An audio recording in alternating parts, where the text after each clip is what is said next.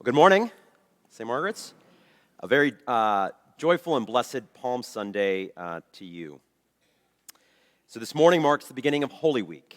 This is the annual remembrance of the final days in the life of Jesus Christ.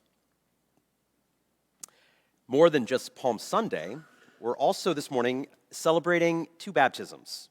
And so there is a lot going on, and there is a lot to be grateful for. What I want to do this morning is this. I want to try and connect these two seemingly different at first glance things.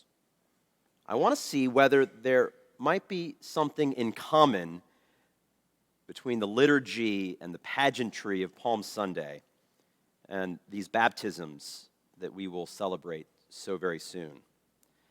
Now, to do that, my strategy, it's this. I want to start off this morning talking about a TV show. One of my favorites. I'm sure most of you, if not all of you, have heard of it, if not seen it. It's that critically acclaimed international hit supernatural drama, Stranger Things. Raise your hand if you've seen it, just out of curiosity. Look at that, half the crowd. I'll explain it, so no one's going to be in the dark. 3 seasons so far, and a 4th season that's like weeks away. Mark your calendars. Stranger Things has actually been one of my favorite shows over the last several years. And the plot has gotten kind of complicated, right, as inevitably happens. It's gotten kind of complicated over the years, but that first season especially is so interesting and so simple with its premise. The first season tells the story of a young man, really a boy, by the name of Will Byers, who disappears from the small town of Hawkins, Indiana, a fictional town set in Indiana in the 1980s. Now, as the first season unfolds, what you learn as you watch it is that there is so much more to our universe than what we touch, taste, see, or hear. As a matter of fact, you learn as you watch that first season that Will disappears, and the reason for his disappearance is something that they end up calling the upside down. Now, the details that Stranger Things offers about the upside down, they're a little fuzzy, but more or less, the upside down is an alternate universe where everything is identical to the reality you and I inhabit, except for being, well, upside down. In other words, the upside down is the same as our world. The same buildings, the same topography and geography, perhaps the same laws of physics, that's not quite clear. But it's also a different place, almost like an echo or an inversion of the world that we know. To try and illustrate this, in one of the more memorable scenes from that first season, one of the characters takes a game board and he flips it upside down and he places the same game piece on the now inverted board. It's the same but different. Same world, distinct reality. Okay, so what's the illustration here? Okay. My hope is that by briefly painting this image of the upside down, we can understand something, not just about Palm Sunday, but also about the sacrament of baptism.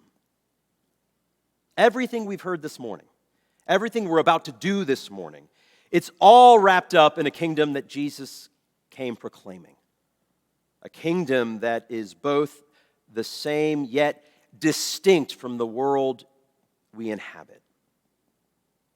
And one of the most important things about being a follower of Jesus, especially in the age in which we live, in 2022, is grasping just how upside down Christ's kingdom really is.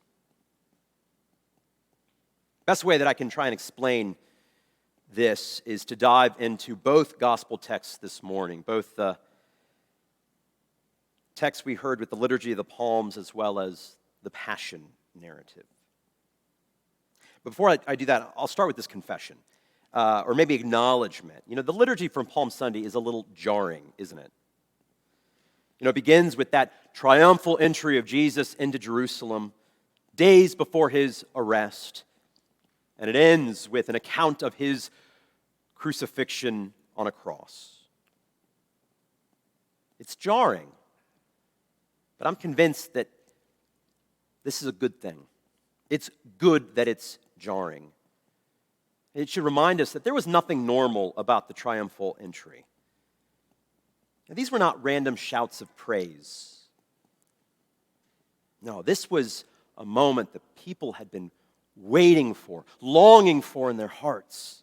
This was the dawning of salvation. Except for this, the salvation that Jesus offered, the kingdom he came proclaiming, it was upside down from what the people had convinced themselves was headed their way. Luke tells us in our Palm Gospel that as Jesus was drawing near to Jerusalem, he asks his disciples for a colt that had never been ridden. These two unnamed disciples, they secure the colt just as he had asked, and then Jesus makes his way from the Mount of Olives into Jerusalem. And as he does so, the people, they start to acclaim Jesus as their king. They spread their cloaks on the road to greet him. And they shout praises to God, rejoicing that the king they had longed for was arriving at last. We make no mistake, this is a royal entrance through and through. And the people would have understood this. It would have been familiar to them, those that lived under the shadow of the Roman Empire. And Luke is telling us in no uncertain terms that Jesus is a king. And yet his kingship and his kingdom are so different from what the people and from what we would ever expect. You see, a Roman general entering a conquered city for the first time, he would have done so on the back of a mighty horse. He would have been escorted by his finest soldiers. Jesus, though, enters Jerusalem by himself on the back of a donkey, a symbol of profound humility. Likewise, a Roman general would have arranged for the powerful, the prestigious, the elite to be there in order to welcome his arrival. Jesus, though, Jesus is surrounded by the most ordinary of people. Fishermen and tax collectors, Samaritans and sinners. It's a little embarrassing to the Pharisees. They ask Jesus to quiet the crowds, but Jesus says, if necessary, the rocks themselves will join in the chorus. Finally, a Roman general, he would have arrived for the purpose of inaugurating a new reign of authority. This Roman-style authority would have been built on self-gratification, violence, oppression, and power. Jesus, though, is not a conquering king, but instead a self-giving one. His throne is not a gilded chair, but rather a pagan cross. Don't miss how everything in this scene is upside down. This morning, Jesus is our king. But his kingdom is built on peace instead of violence, forgiveness instead of judgment, grace instead of condemnation.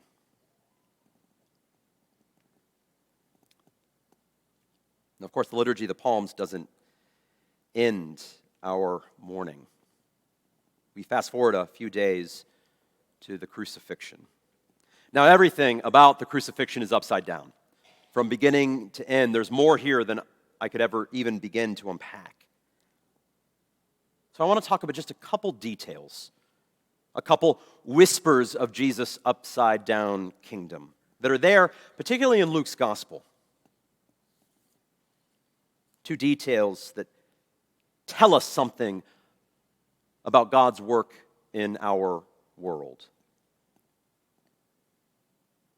The first detail is that conversation that Jesus has with the men that were crucified on his left and on his right.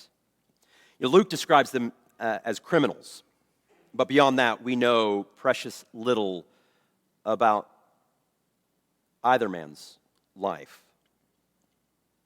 One of the men ridicules Jesus, mocks him, while the other one tenderly asks Jesus to remember him in his kingdom. Do you remember how Jesus responds to that request? He answers with a rather unusual promise, as is his way.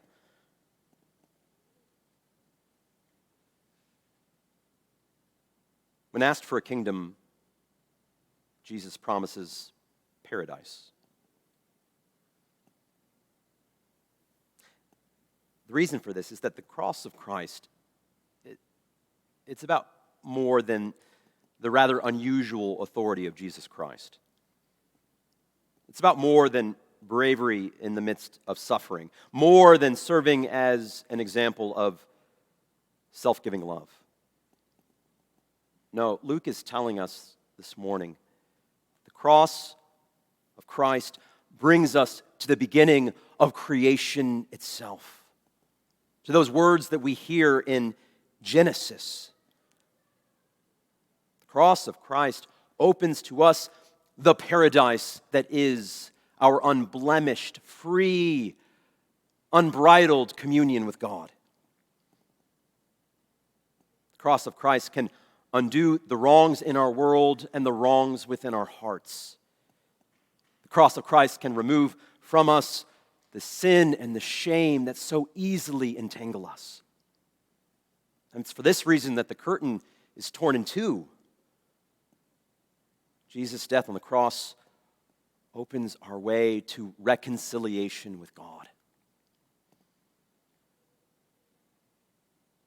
And we live in a world that right now seems to be riven by so much estrangement. We are separated from each other,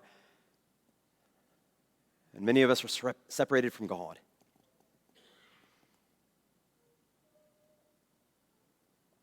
But in the cross, there is a better way. Now, all this begins in Golgotha.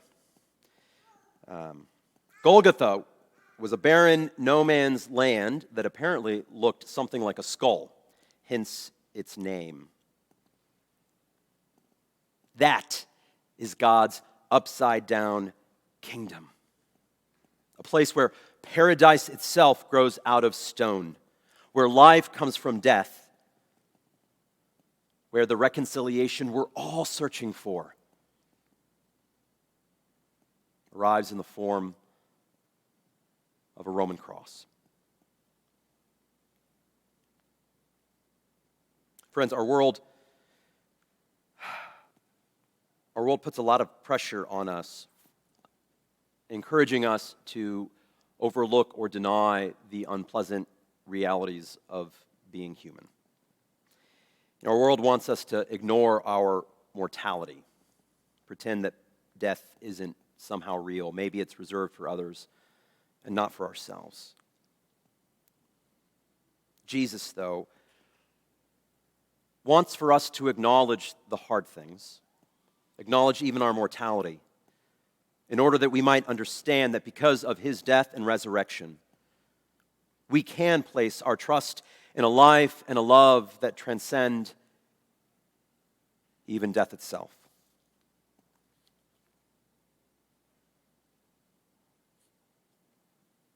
So that's Palm Sunday.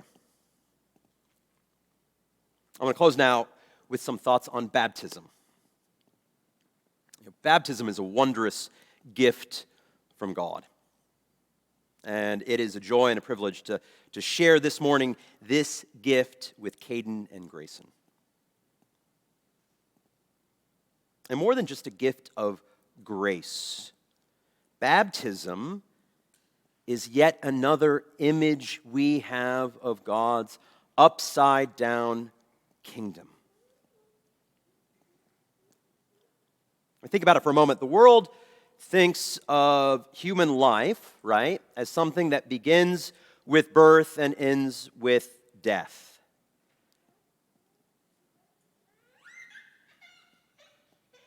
The Christian faith, though, turns this upside down. He's very excited for his baptism.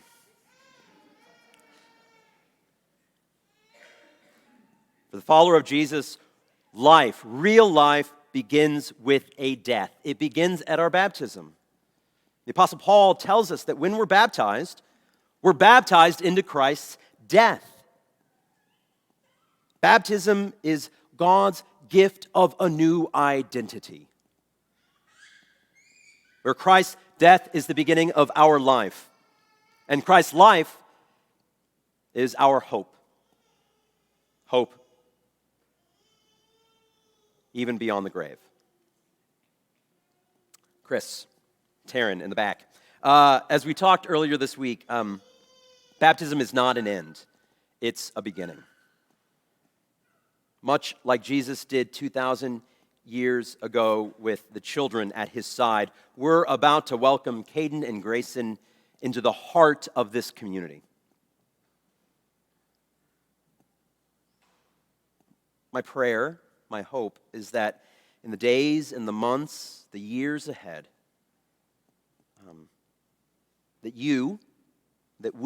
that all of us together would teach Caden and Grayson, what it means to follow Jesus and what it means to be wrapped up in God's beautiful, upside-down kingdom. Amen.